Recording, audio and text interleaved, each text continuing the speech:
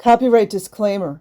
Under Title 17 U.S.C. Section 107, allowance is made for fair use for purposes such as criticism, comment, news reporting, teaching, scholarship, and research. Fair use is permitted by copyright statute that might otherwise be infringing. Nonprofit, educational, or personal use tips a balance in favor of fair use. Okay, you guys, here's the OG herself with the beautiful blonde hair. And I really love her style, her diplomacy. She's just, I don't know, I just love her style. It is the 25th. It's Friday. It's the day after Thanksgiving. And it's a wonderful day. I hope you had a wonderful Thanksgiving if you're in the United States. I hope you're ready for an excellent weekend if you're in other countries around the world. There's a lot of things happening in many, many different countries. Some things good, some things very, very bad. And I'm trying to focus on this holiday. I'm going to be focusing on the children in Scientology who are disconnecting from their parents. I'm going to do a bunch of different things, but this one today is going to be on that. Because I'm going to tell you, I talked to your parents, and I cannot say it enough. Please call them. Please. I know your church, the Church of Scientology, your church, and you notice I have these like fingers, like quotes. The reason why I have these quotes is because I believed it was a church too. But when you think about it, compare other churches, they don't do that. I mean, yes, there's a couple of cults that do. The Jehovah's Witnesses have shunning, things like that. But the average church does not have disconnection. It does not. And for anybody watching this who doesn't know what disconnection is, By the way, for people who don't know much about,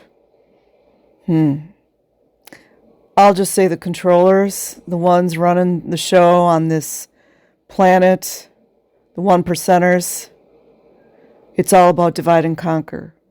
So the more divided people can be, the easier it is for them to control. It's a Hegelian dialectic. It's the Brave New World, 1984. And to divide families is their ultimate dystopian world, just to let you guys know. Disconnection means once you are, hang on just a second, I'll get it, declared a suppressive person. Here's my SP declare. Declared suppressive person declaratory Tory Bazazian then by the Church of Scientology. And at the time, this was by the Flag Service Organization who did it, right? And they write up all these horrible overts that I did, which was basically talking to my friends. Big overt. And at the end, it says right here, let's see if you... Overts are kind of like what you would call sins in other religion. Just like how in Catholicism people have to go to confession. If you think it's a coincidence, you're wrong. You can see it if you haven't before. Her only terminal, I don't know if you can read it, but anyway, it says her only terminal is the Justice Chief via the Continental Justice Chief. And that is a suppressive declare. They declare you suppressive. Once you're declared suppressive, that's it. Overnight, nobody's going to talk to you.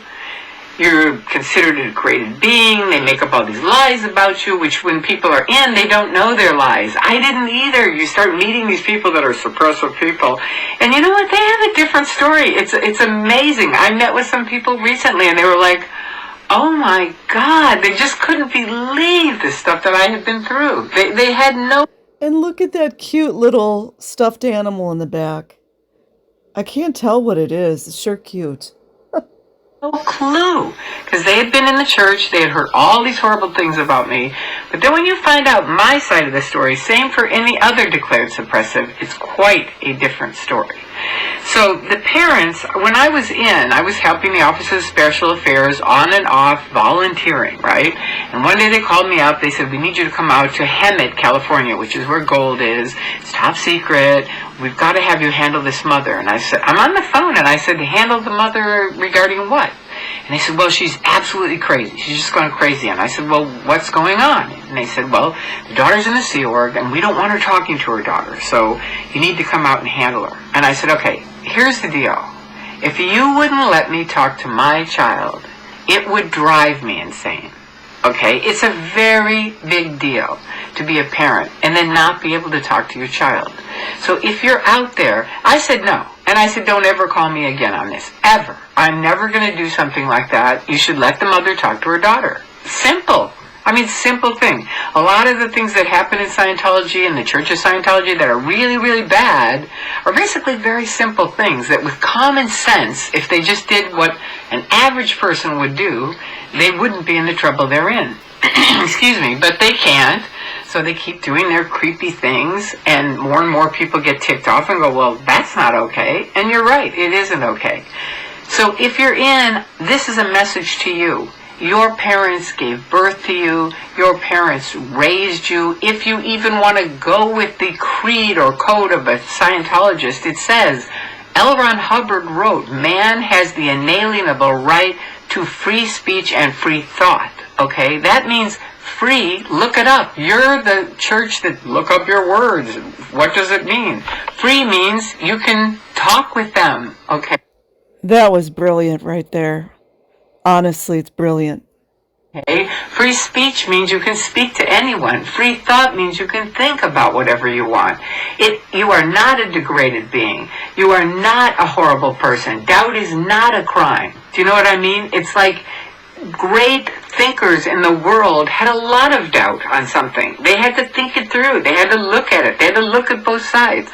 My dad used to always say, don't worry about the people that aren't going to let, just hang with the people that'll sit down at a table and talk to you. It doesn't matter. Facts. I have to wonder how many people Tory has helped to get out of Scientology, including children. Matter if you all disagree. As long as you can talk it out, you'll be okay. It's just the guys that won't sit down at the table. Those are the bullies. They actually are not looking for any solution. And that is David Miscavige. All the way. He is not looking for a solution. Okay? He is running There's more than just David Miscavige.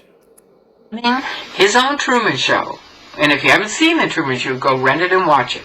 Because it is what happens in Scientology. You cannot see the wall. You are blindsided. And to disconnect from your parents at the holidays there's nothing worse.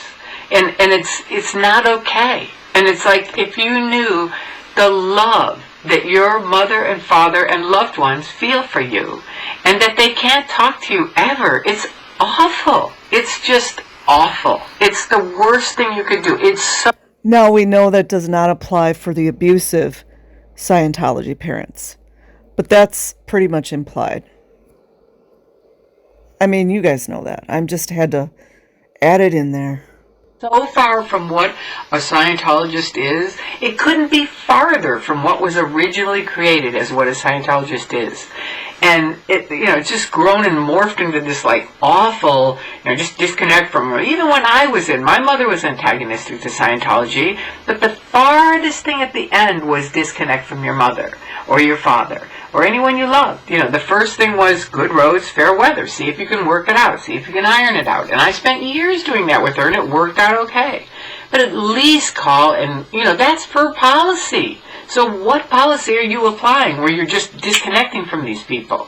I mean, okay, they're declared. Okay, so that's the end of the world. It's still your mother. It's still your father. Miscavige is declaring people right and left. I never had a comment.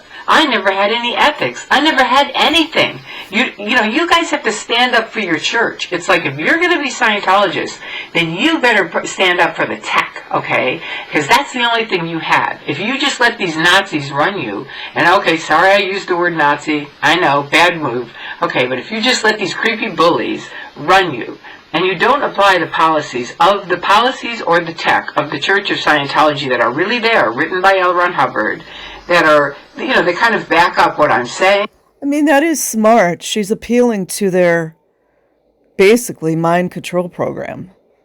So, and this was earlier in when she had left, so she wasn't completely out of it either. But in order to communicate with other Scientologists, you sort of have to speak their language. I mean, in my opinion. Which was the original what Scientologists were, you're screwed. You're basically just, you might as well just camp out, lay down, forget it, end your life, not like take your life, but, end thinking about living, because that's not going to happen there. They don't want you living. They don't want you thinking. They don't want you doing anything fun. They want you producing, and that includes children. Or happy or good. I remember when Tom Cruise was going to get, some housekeepers and people, and my husband tried out for it. My husband was very funny. He was drug-free. Everybody loved him. Did they hire him for Tom Cruise? No. Now, why do you think that is? I had to really think about it. Why wouldn't they hire my husband? And you know what? I realized what it was. Because it was funny. And he made people laugh. Yeah, you can't take any kind of attention away from Tom Cruise. You guys know. They didn't want old Tommy Cruise laughing, because maybe Tommy Cruise, if he started laughing too much, he might start seeing that this is a bunch of shit, right? Not that my husband was joking and degrading or putting down the church. He wasn't at all. He was born in the Church of Scientology. But I'm just saying he had a great sense of humor, and I think that's why they didn't hire him. So anyway, doesn't matter. Point being, call your parents. This is the holidays. This is the time you do. If you're in the Sea organization, go for a walk, go to a library, get to a phone, call somebody you love, have them come pick you up. I'll come pick you up. Give me a call. My phone number's on the internet. I'll come get you. You can call your parents. I'll bring you back if you want. I'm not going to steal you. I don't care. If you really want to go back to the Church of Scientology, you can. But you know what? Most people, once they get out, they go, whew, done, finished, over, bye-bye. No thank you. Not going back. So anyway, there you go. Happy day after Thanksgiving. That's my message to all the parents that have lost their loved ones and their children. I send great love to you. I so much hope I can help you.